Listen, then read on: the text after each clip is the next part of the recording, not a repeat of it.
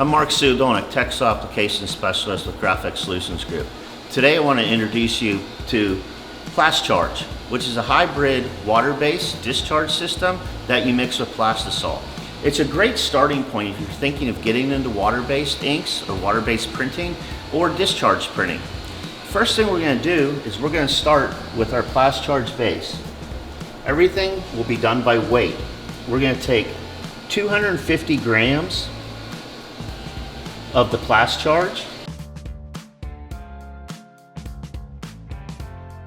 and we're going to mix in 250 grams of Wolflex Epic Rio Electric Pink. The reason we're going with the fluorescent pink is when printing fluorescents, they tend to be transparent when printed over an underbase.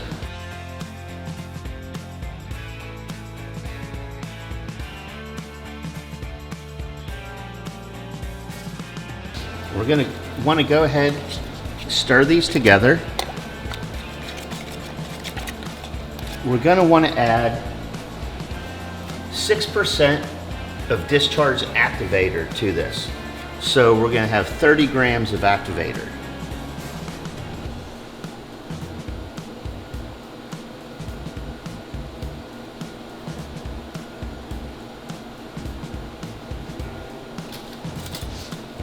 And then go ahead and thoroughly mix all three components together.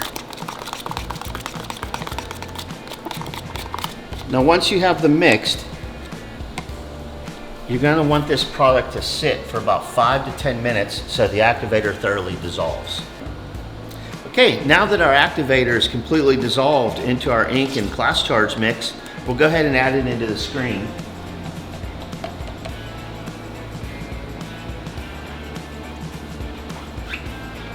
One of the great things about printing discharge or Plastcharge is the fact that you no longer need to use an underbase, since the discharge is actually going to take the black dye out of the garment.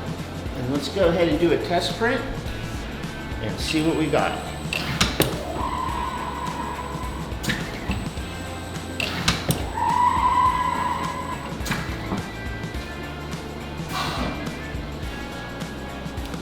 Now as you can see, our bright pink is now a dull fuchsia color.